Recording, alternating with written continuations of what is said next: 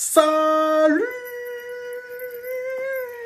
à tous, la team OL, Thomas Show pour Lyon Fan TV. Très heureux les gars de vous retrouver pour une nouvelle vidéo. J'espère que vous allez bien. Il pleut énormément du côté de Lyon. Ça y est, l'automne est arrivé. Après un super été indien, ça y est, on est rentré un petit peu dans le dur de la saison. J'espère que vous n'avez pas trop de rhume, de bêtises comme ça. Courage à mon pote Étienne Poker qui a chopé un petit virus et qui, on espère, va revenir très vite en pleine forme. Courage, mon bonhomme. Je salue aussi toute l'équipe qui est avec moi sur Lyon Fan TV régulièrement dans les lives. Les gars, Giuliano aussi, en centre de rééducation. Bisous à tout le monde, tous ceux qui souffrent aussi. Il faut avoir vraiment une pensée pour vous et qui souffrent notamment dans une partie du monde actuellement. Alors, il n'y a pas que cette partie du monde qui souffre. Il y a beaucoup de gens qui souffrent dans le monde, mais comme il y a vraiment les projecteurs en ce moment sur ça, on pense très fort à eux, leur famille et toute leur communauté. Voilà. Avant toute chose, les amis, n'hésitez pas à participer au concours pour gagner le maillot vintage de l'OL, non sponsorisé ni par l'OL ni par Adidas. Vous allez dans l'onglet communauté, vous devez être abonné, ça c'est important. Si vous n'êtes pas abonné et que je vois que vous n'êtes pas abonné et que vous gagnez le maillot, vous ne l'aurez pas. Vous pouvez y participer, onglet communauté, et vous mettez autant de commentaires que vous le voulez. Alors, vous avez vu le titre de cette vidéo, c'est pour ça que vous avez cliqué. Bienvenue à vous. C'est vrai, j'habite à Lyon. Je suis, je pense, le seul créateur de contenu qui traite de l'Olympique Lyonnais à être à Lyon. Je suis lyonnais, lyonnais de naissance. Je pense que je vivrai toute ma vie à Lyon. C'est une ville qui m'est très chère.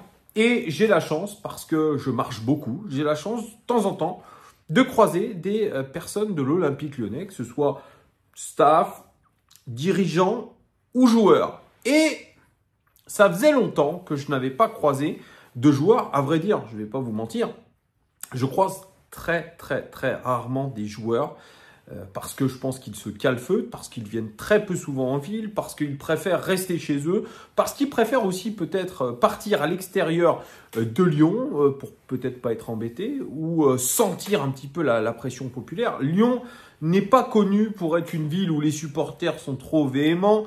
D'ailleurs, j'ai vu passer une information comme quoi les groupes de supporters avaient fait une sorte de pacte avec les dirigeants lyonnais pour pouvoir soutenir leur équipe. Même si les temps sont difficiles, même si ça sent vraiment beaucoup la Ligue 2. Et tout à l'heure, dans cet environnement pluvieux, je vois une voiture blanche, MG blanche, les joueurs donnés aux joueurs de l'Olympique Lyonnais, en tout cas prêtés. Et je me dis, tiens, c'est un joueur de l'Olympique Lyonnais. Je continue, la voiture se stationne. Qui c'est qui ouvre la porte ? Eh bien, c'est un joueur de l'Olympique Lyonnais dont je ne citerai pas le nom. Alors, certains vont dire « tu dis n'importe quoi, t'inventes tout, etc. » Si vous voulez, pas de souci, vous êtes en droit de ne pas me croire, les amis. Je le dis, si je ne vous montre pas de preuves, ce sont que des verbatims à chaque fois que je vous donne. Je n'ai pas envie de mettre en difficulté le joueur que j'ai vu, ce qui me paraît normal parce que je l'ai interrogé plus ou moins sans vraiment qu'il sache que je fais du contenu vidéo. Et puis voilà, j'ai pas envie non plus qu'il ait de soucis. Donc c'est comme ça que je le ferai, c'est-à-dire comme d'habitude, c'est un petit peu dans l'anonymat. Je ne citerai pas donc ce joueur. Ce que je peux juste vous dire, c'est que c'est une recrue de l'Olympique Lyonnais de cette saison. Et j'ai parlé en anglais avec lui et tout de suite je lui ai dit on est très inquiet. On est très inquiet et son visage s'est transformé un petit peu et il m'a fait... je vous le traduis évidemment en français. Il me dit je comprends les supporters qui sont très inquiets. Pour nous, c'est très difficile en ce moment ce qu'il se passe. Je lui dis mais on a l'impression que les joueurs ne sont pas conscients de ce qu'il se passe actuellement, que l'OL va descendre. Est-ce que c'est pas un problème peut-être de joueurs ? Il me dit... Moi, je pense que les joueurs avec qui je joue sont faibles. Et ça corrobore un petit peu les propos de l'entourage de Corentin Tolisso qui me disait que les joueurs autour de Corentin étaient très faibles techniquement. Mais je lui dis, mais pourtant, avec Fabio Grosso, ça bosse techniquement, ça bosse physiquement. Vous avez l'air beaucoup travailler. Il me dit, c'est pas un problème de coach. Tu peux mettre n'importe quel coach, ça sera toujours le même problème. Parce qu'il dit en ce moment, on travaille beaucoup, c'est vrai, on travaille fort, mais c'est pas un problème de coach. Et bon, je lui dis, ok, c'est pas un problème de coach. Je lui dis, toi, par exemple, tu as été recruté pour jouer, pour être un leader, tu ne joues plus. Il me dit, bon, moi, je m'entraîne super fort, je fais le maximum à l'entraînement, mais voilà, le coach ne me prend pas, je ne sais pas pourquoi. À vrai dire, voilà, en gros, comme si ça lui passait au-dessus de la tête. Je lui dis, mais moi, j'ai remarqué, c'est peut-être pas un problème de physique, c'est peut-être pas un problème de technique, c'est peut-être un problème dans la tête. Et je lui dis, est-ce que vous avez pensé à un coach mental? Il me dit, j'en sais rien. Il a été très évasif, j'en sais rien du tout, je sais pas, etc., etc. Et je lui dis, mais je lui parlais franchement. Je lui ai dit, quelle est la solution aujourd'hui pour ne pas tomber en Ligue 2? Écoutez bien ce qu'il m'a répondu. It's not my problem. Ce n'est pas mon problème. Cette phrase m'a un petit peu fait sortir de mes gonds. Je lui dis, comment ça, ce n'est pas ton problème? Comment ça, tu fais partie de cette équipe? Tu es dans une galère. Tu vas aller probablement en Ligue 2. Comment ça, ce n'est pas ton problème? Tu as été recruté pour être un leader. Tu dois regagner ta place. Tu dois avoir ce fighting spirit, comme je lui ai dit. Il m'a dit, oui, je sais. Et là, il s'est un petit peu braqué en disant, on va essayer, etc. Je lui dis, quand même, tu es international de ton pays. Tu ne peux pas aujourd'hui lâcher. Ce n'est pas possible que des joueurs comme toi lâchent. Imagine si toi, en tant que leader, tu lâches. Alors, que vont penser les autres? Que vont faire les autres? Imaginons tout ça. Ça m'a fait vraiment sortir de mes gonds. Bah, j'ai pas été aussi énervé que ça, véhément, mais il a bien vu que j'étais un petit peu énervé. Et d'ailleurs, il a vite clôturé la conversation en disant, bon, on va tout faire pour, on va essayer de gagner à Marseille, nanana. Hop, ciao. Et là, je me suis dit, ah ouais, le mec a été recruté pour être un leader, le mec ne joue pas, le mec n'a pas envie de regagner sa place, le mec ne comprend pas pourquoi Fabio Grosso ne le fait pas jouer. Alors j'estime qu'il n'a pas été le voir pour lui demander clairement les choses. Il me dit, la solution, c'est pas mon problème.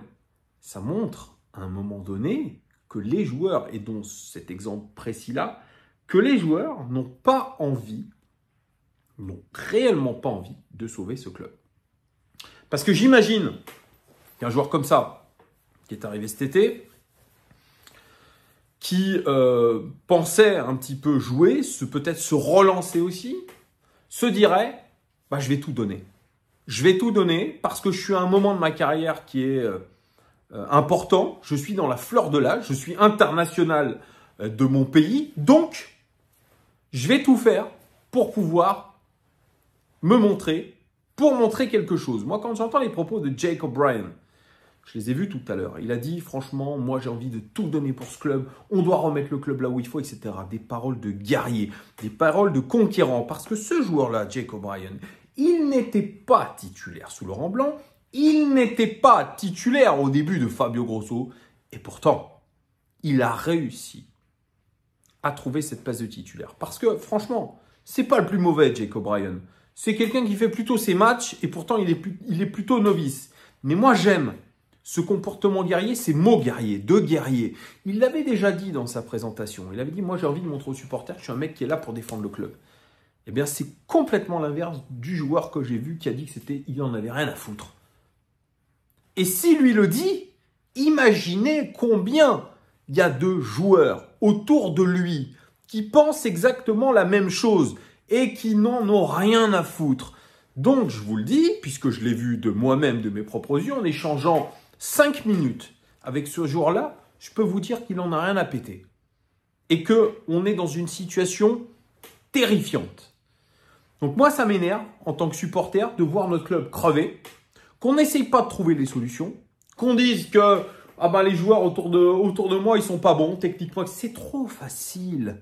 C'est trop facile. Certes, tu n'as peut-être pas Neymar, tu n'as peut-être pas Ronaldinho, tu n'as peut-être pas Zidane, tu n'as peut-être pas Mbappé, tu n'as peut-être pas qui vous voulez, n'importe quelle star qui ait pu y avoir dans le football ancien, dans le football moderne.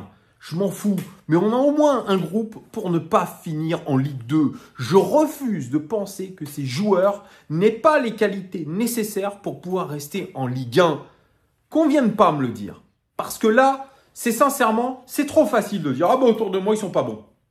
Ah d'accord, donc et toi, tu te remets en question. Est-ce que tu te remets en question un minimum en disant peut-être que c'est toi le problème. Peut-être que toi, tu ne mets pas tout ce qu'il faut pour te mettre sur le terrain, que tu ne mets pas tout ce qu'il faut quand tu es sur le terrain. Ne rejette pas la faute sur ton coéquipier. Quand on dit que ce sport, le football, est un sport collectif fait d'individualité de gens égoïstes, vous en avez la preuve, j'en ai eu la preuve tout à l'heure. Et je suis énervé de voir ce genre de comportement. Voilà. Donc très sympa, il s'est arrêté, il m'a parlé, il n'y a pas de souci. Mais qu'on ne vienne pas dire comme ça, c'est pas mon problème. Si aujourd'hui, le club de l'Olympique Lyonnais est en très grand danger, si ces joueurs ne sont pas capables de pouvoir assumer, de se dire que oui, c'est notre problème. Nous sommes salariés de l'Olympique Lyonnais. Nous avons des responsabilités par rapport à un club, par rapport à une ville, par rapport à des supporters. Eh bien, dégagez.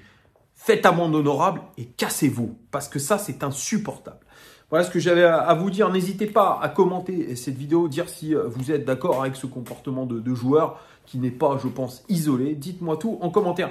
Merci en tout cas de votre fidélité et à très vite. Ciao.